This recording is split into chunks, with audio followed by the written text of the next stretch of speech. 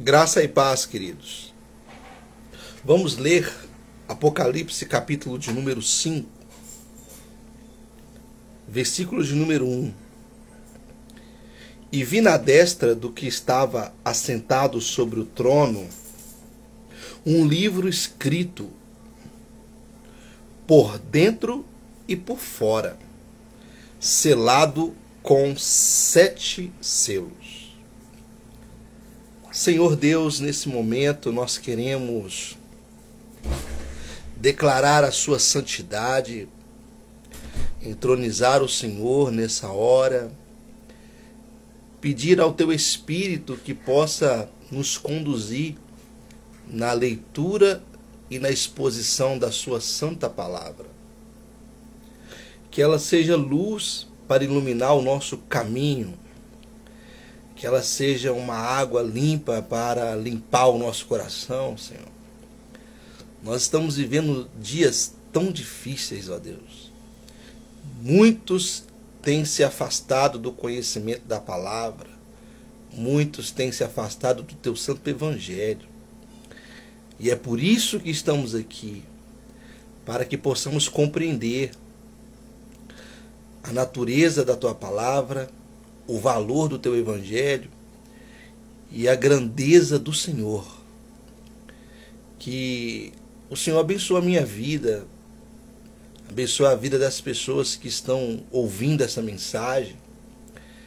Que o Senhor possa nos maravilhar em primeiro lugar. Maravilhar o nosso coração, Senhor. E que o Senhor possa nos abençoar, nos dar o teu conhecimento. O conhecimento que liberta. Porque a tua palavra diz: e conhecereis a verdade, e a verdade vos libertará. Que o Senhor possa nos libertar nessa noite, em nome de Jesus. Amém. Então, João está no céu, recebendo da parte de Deus as revelações do Apocalipse. No capítulo 4, nós falamos sobre o trono de Deus, a visão que João tem do trono de Deus. E agora, João vê na destra do que está assentado sobre o trono. Deus está assentado no trono, e na destra de Deus existe um livro. Este livro, ele está escrito por dentro e por fora, e ele está selado com 7 selos. Existem 7 selos sobre este livro. O que é este livro? Nos nossos próximos encontros, quando chegarmos no capítulo 6, onde vai haver a abertura dos primeiros selos, a gente vai entender que livro é esse. Então já vou dar o spoiler do livro. Este livro, ele é o plano redentivo de Deus para a humanidade. Entenda uma coisa: Deus criou a humanidade num estado de perfeição. Deus criou um ser humano perfeito. Esse ser humano pecou. E por pecar contra Deus, ele se tornou completamente alienado de Deus, completamente distante de Deus, vivendo os seus próprios caminhos. E aí Deus planejou uma forma de salvar esse ser humano. Esse plano de Deus, esse decreto de Deus, é o conteúdo deste livro aqui. Este livro que está escrito por dentro e por fora, e além de ser um livro escrito por dentro e por fora, é um livro que está selado por 7 selos, é o plano de redenção de Deus para a humanidade. Após João ver o livro à destra de Deus, ele continua: eu vi um anjo forte, bradando com grande voz. Olha o que o anjo diz: quem é digno de abrir o livro e desatar os selos? Então Deus tinha um projeto. Qual é o projeto? Redimir a humanidade. E aí, quando João está vendo essa cena, João está vendo algo acontecendo no céu. Essa cena mostra para nós, seres humanos, o que Deus tinha em mente. Qual era a vontade de Deus. Ok? Primeiramente, Alguém precisava abrir o livro e desatar os 7 selos. Alguém precisava cumprir o desígnio de Deus. Ok? Quem é este alguém? Ou seja, presta atenção. Quando o autor enfatiza, né, a cena, o anjo forte que grita, não é um anjo qualquer, é um anjo forte. E ele não fala de qualquer jeito, ele grita bem alto. Quem é digno de abrir o livro e desatar os 7 selos? Por quê? Porque abrir o livro e desatar os 7 selos é importantíssimo. E não havia ninguém digno de abrir o livro e desatar os 7 selos. E ninguém no céu, versículo 3, nem na terra, nem debaixo da terra, podia abrir o livro, nem olhar para ele. Não havia no universo uma pessoa capaz de abrir o livro e desatar os selos. Ninguém é capaz de redimir a humanidade. Ninguém, olha só, nem no céu, nem na terra, nenhuma criatura era capaz de abrir o livro e desatar os seus selos. Nenhum ser humano é capaz de abrir o livro e desatar os seus selos. Nenhum anjo é digno de abrir o livro e desatar os seus selos. Ninguém é digno de abrir o livro e desatar os seus selos. Ok? Ninguém. Por que ninguém é digno?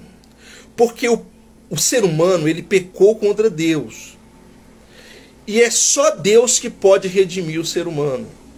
E aí Deus veio ao mundo em forma de ser humano. Jesus, ele não estava nos céus, ele não estava na terra. Ele estava com o Pai, no seio do Pai. Ele e o Pai são um Deus. Um Deus que se manifestou em 3 pessoas. Então a pessoa do Filho era o único digno de abrir o livro e desatar os selos. E aí João, ao ouvir isso, olha o que ele disse. E eu chorava muito, porque ninguém fora achado digno de abrir o livro, nem de o ler, nem de olhar para ele. João está vendo aquela cena. Presta atenção. João, ele não tem o futuro do texto quando ele escreve essa parte aqui do texto.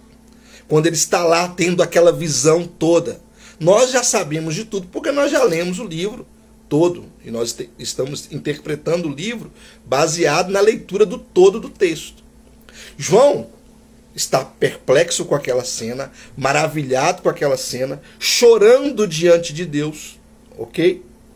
Como um personagem do texto, como um personagem do livro. E de repente, no versículo 5, disse assim, ó, e disse-me um dos anciãos. Quem disse? Um dos anciãos. Disse para quem? Para João, que estava fazendo o quê? Chorando muito. Chorando muito por ver que aquele livro era importante para a humanidade, aquele livro era importante para o ser humano, porque aquele livro era o plano de redenção de Deus para a humanidade. E aí o ancião diz para ele assim, ó, não chores. Eis aqui o leão da tribo de Judá. Presta atenção nos adjetivos que aparecem aqui. A raiz de Davi que venceu para abrir o livro e desatar os 7 selos. Lembra que eu falei com vocês que a chave para a gente interpretar o texto do Apocalipse é o conhecimento do Antigo Testamento? Lembra? Então quando fala assim, olha, o leão da tribo de Judá, lá no livro de Gênesis, no capítulo 49, no versículo 2, já dizia que o leão de Judá, que o leão da tribo de Judá traria redenção para a humanidade. Já dizia lá na profecia de 1 Samuel, se não me falha a memória, capítulo 7, que o descendente de Davi seria aquele que ia redimir, que ia regenerar, que ia restaurar. Da tribo de Judá, a raiz de Davi, e ele diz que venceu. Ou seja, Jesus Cristo é o leão de Judá, ele é a raiz de Davi e ele já venceu. Ele já venceu o quê? Ele venceu os principados, as potestades, os poderes, os domínios. Ele venceu todo mal que existe no mundo. Ele já venceu. Jesus, ele não vai vencer o mal. Ele já venceu o mal. Jesus, ele não vai vencer o pecado. Ele já venceu o pecado. Jesus não vai vencer a morte. Ele já venceu a morte. Que venceu, e ele venceu para quê? Para abrir o livro e desatar os 7 selos. Jesus, que é o leão da tribo de Judá, a raiz de Davi, que venceu na cruz, ele venceu para abrir o livro e desatar os selos. Ou seja, ele venceu para liberar o plano de Deus para a humanidade. Plano esse que, se a humanidade não tivesse conhecido, ela não teria sido redimida. Ela não teria alcançado a salvação que vem de Deus. Agora olha que cena linda, agora é marcante. E olhei, e eis que estava no meio do trono e dos 4 animais viventes, e entre os anciãos, um cordeiro, como havendo sido morto, e tinha 7 pontas e 7 olhos, que são os 7 Espíritos de Deus enviados a toda a terra. Então, olha só o que João vê. João vê no centro de tudo isso o cordeiro. O que é o cordeiro? O cordeiro era o sacrifício dado pelo hebreu lá no Antigo Testamento para a remissão de pecados. Ok? Jesus é o sacrifício de Deus para a humanidade. Jesus é o Cordeiro de Deus. Percebe que ele vê no meio do trono e dos 4 animais. Olha só, ele vai pegar a profecia do capítulo 4, que é o trono de Deus, que é o tema da nossa última aula que eu falei. Ele vai colocar Cristo no centro de tudo isso. Ele está no meio dos 4 seres viventes, no meio dos anciãos. Ele está no meio do trono, um cordeiro. Ou seja, ele joga essa figura de linguagem. Ele realmente, João está lá, ele está vendo o cordeiro, que é o símbolo do Cristo, que morreu e ressuscitou. E olha que interessante, ele tem os 7 chifres, as 7 pontas aqui na minha versão, os 7 olhos e os 7 Espíritos de Deus. 3 conjuntos de 7, ou seja, mostrando a plenitude de Deus, os atributos de Deus, mostrando que Jesus é tudo aquilo que Deus é. Abrindo um parênteses para a gente fazer uma aplicação para esse texto. Né? O que esse texto está ensinando para nós e parece que a maioria das pessoas não entendeu muito bem. Esse texto está mostrando para nós que Jesus Cristo, ele é o centro de toda a transformação da humanidade. Ele é o núcleo de todas as mudanças do coração do ser humano. Ele é aquele que é capaz de mudar a direção da vida das pessoas. Não só das pessoas, mas do universo, da criação e de todas as coisas que existem e são. A solução para todos os nossos problemas é Jesus Cristo, o Filho de Deus. A solução para todos os problemas da humanidade, para todas as mazelas do ser humano, é o Cordeiro de Deus que tira o pecado do mundo. E se você observar as pessoas hoje, as pessoas estão construindo sistemas para transformar as suas próprias vidas. É o livro que tem 7 passos para ser feliz. É o vídeo do fulano que tem uma denúncia que mostra o caminho para a mudança do Brasil. É a irmã fulana de tal que disse a forma como nós devemos viver a nossa vida. E as pessoas estão construindo as suas vidas, construindo as suas esperanças ao redor de coisas fúteis que não pode mudar em nada a vida de ninguém. A única coisa que muda, que transforma, que realiza e que é Jesus Cristo, o Filho de Deus.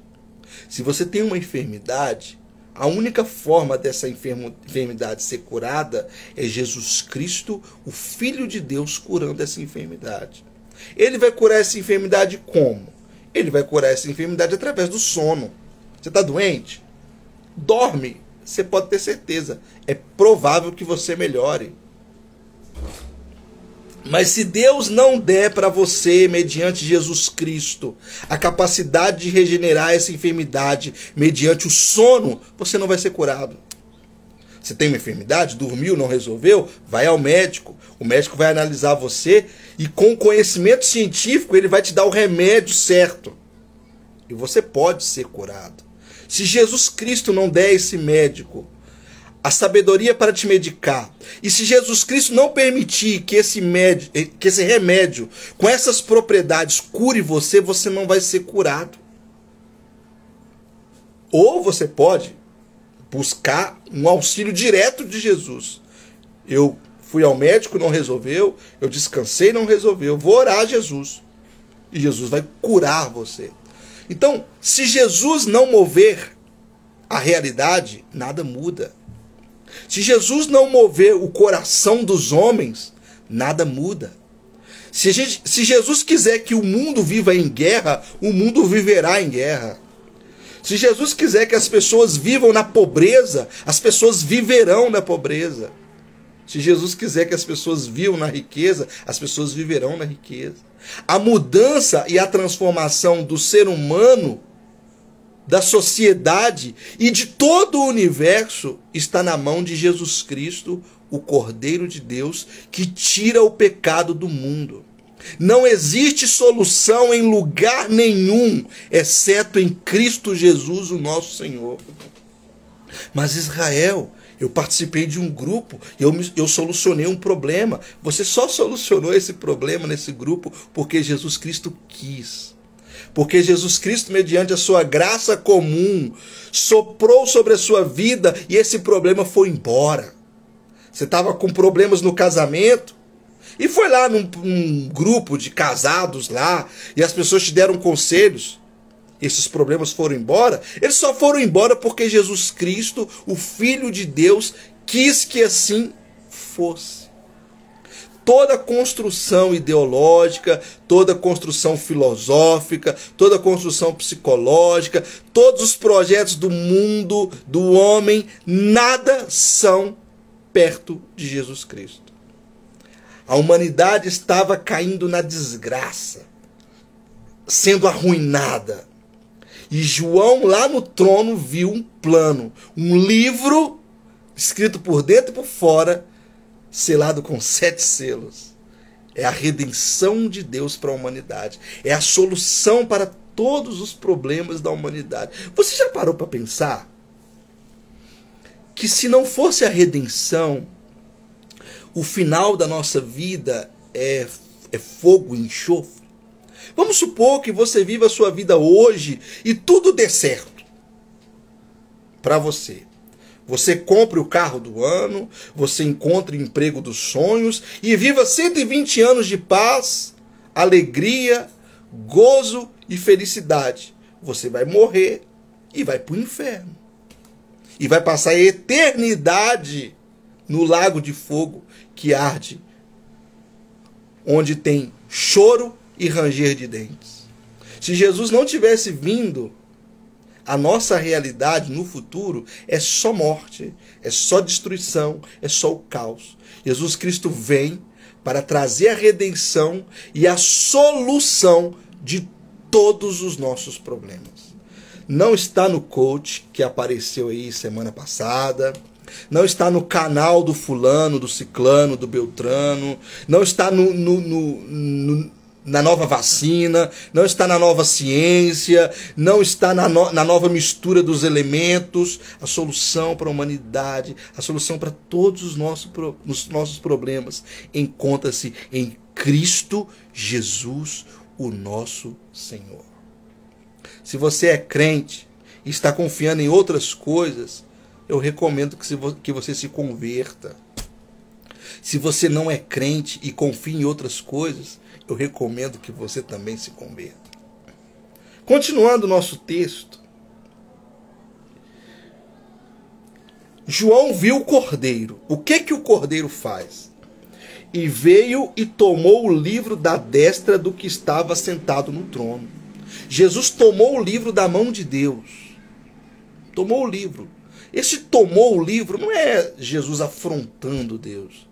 É Jesus mostrando para a humanidade que ele é capaz de tomar o livro. Porque lá no versículo 1, né, o anjo fala, né, no versículo 3, e ninguém no céu nem debaixo da terra podia abrir o livro. Ou seja, aqui no versículo de número 7, Jesus toma o livro da mão de Deus. E havendo tomado o livro, os 4 animais e os 24 anciãos prostraram-se diante do cordeiro, e tendo todos eles harpas e salvas de ouro, cheia de incenso, que são a oração dos santos, e cantavam um novo cântico, dizendo: digno és de tomar o livro e de abrir os selos, porque foste morto, e com o teu sangue compraste para Deus homem de toda tribo, língua e povo e nação. Olha que coisa sensacional. Lá no capítulo 4, a gente viu o Deus que está sentado no trono, sendo adorado pelos 24 anciãos, pelos 4 seres viventes. Ok? O Deus assentado no trono, sendo adorado. Aqui a gente está vendo o Filho de Deus sendo adorado. E havendo tomado o livro, os 4 animais e os 24 anciãos se prostraram diante do cordeiro. E eles jogaram suas harpas, cheias de incenso, que são a oração dos santos, né? Olha que coisa interessante. Eles jogaram as suas harpas e as suas salvas, que são cheias de incenso, que são a oração dos santos. Ou seja, os anciãos adorando Jesus, o Filho de Deus, colocando diante de Jesus a oração de todos nós. Toda a oração daqueles que creem em Deus está diante do Cordeiro, que está sendo adorado pelos 24 anciãos. Na última aula eu falei com vocês que esses 24 anciãos são a representação dos representantes da igreja e de Israel, ou seja, os 12 apóstolos e os 12 patriarcas. Ou seja, eles são os representantes daqueles que creem em Deus.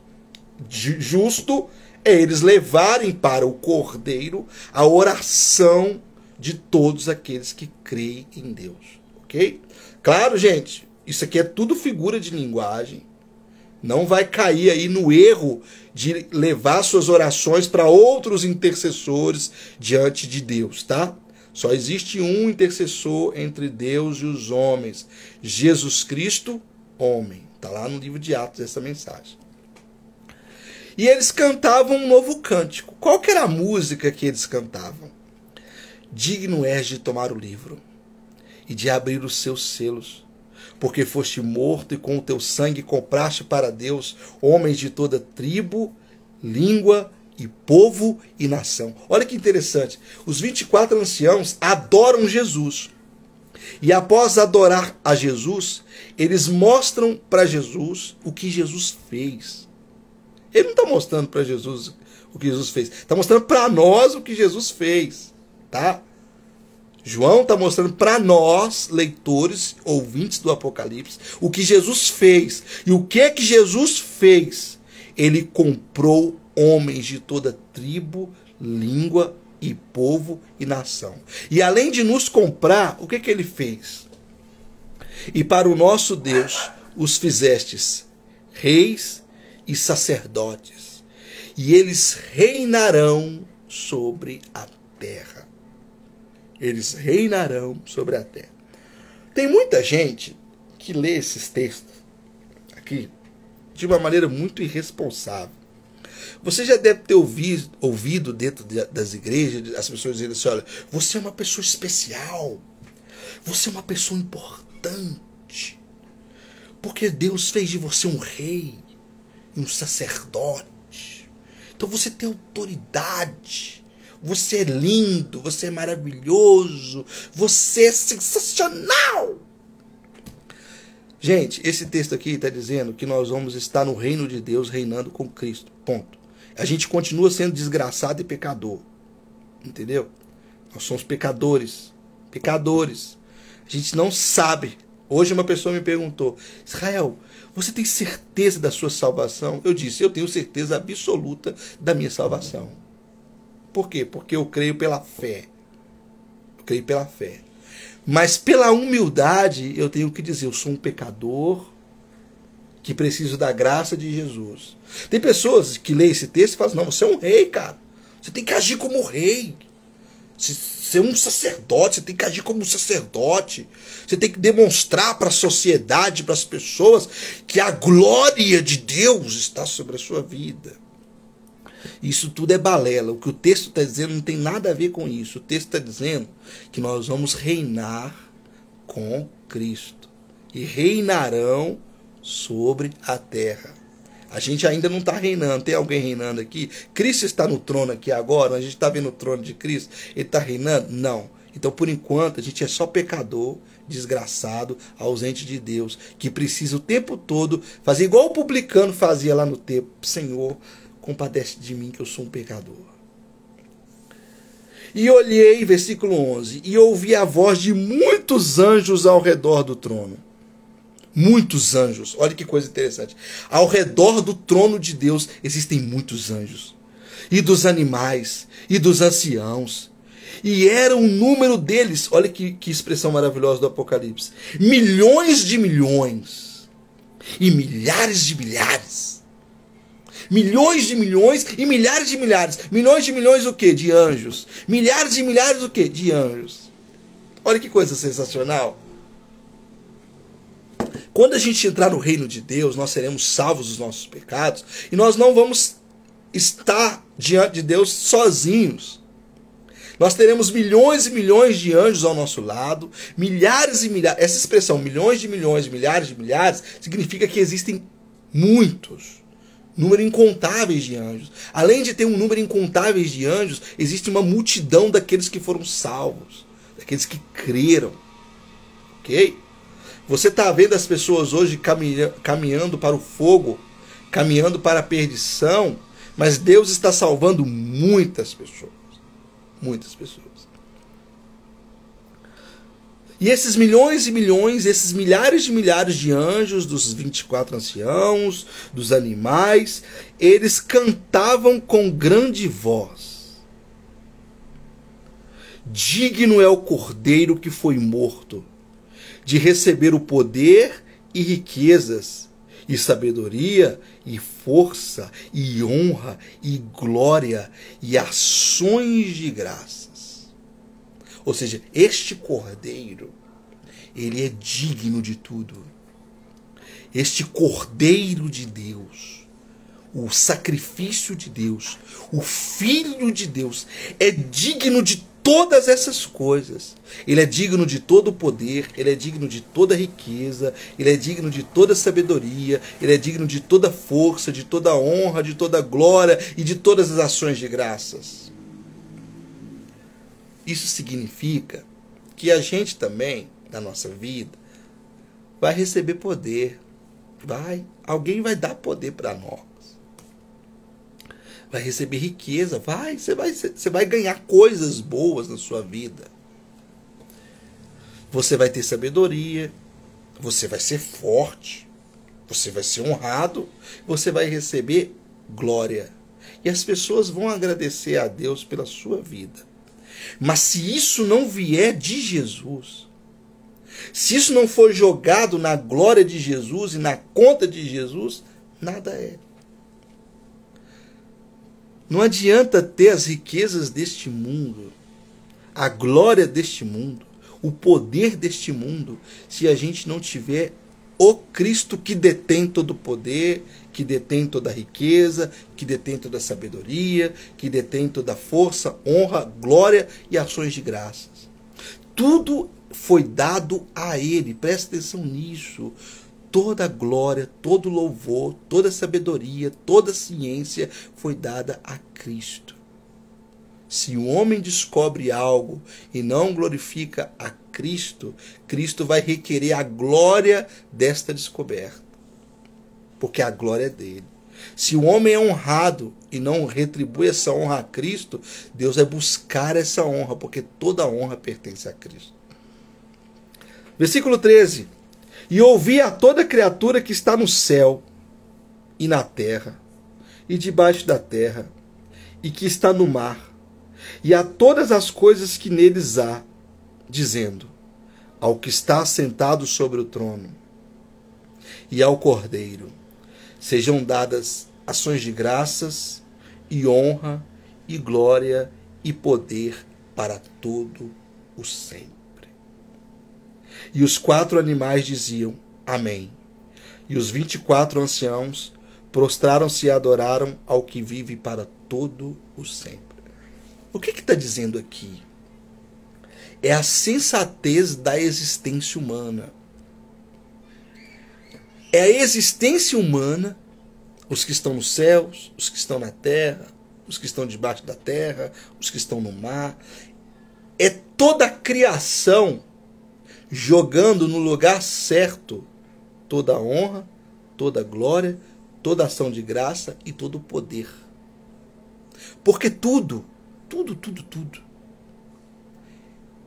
é para a glória de Cristo. Todo o projeto de Deus só tem um desígnio: a glória de Cristo. Todo plano humano só tem um propósito: a glória de Cristo. Todo plano de Deus só tem um propósito: a glória de Cristo. Se alguém te perguntar para você assim, ó, qual é o sentido da vida? Para que Deus criou o universo? Talvez você está vivendo um problema. Se alguém perguntar para você assim, ó, por que você está passando por essa situação? Por que você trabalha? Por que você estuda? Por que você vai para a faculdade? Por que você vai para o seu trabalho? Por que você se qualifica? Por que você prega a palavra? Por que você vai para a igreja? Por que você evangeliza? Por que você dá mamar para o seu filho? Por que você cuida dos seus pais? Só tem uma resposta certa. Tudo é para a glória de Cristo. Se você for lá no oceano e perguntar para o peixe, assim, peixe, por que você está respirando debaixo d'água? Se o peixe pudesse te responder, ele dizia assim: eu faço isso para a glória de Cristo. Se você sair aqui fora e pegar uma árvore e olhar para a árvore e dizer assim: por que você faz a sua fotossíntese?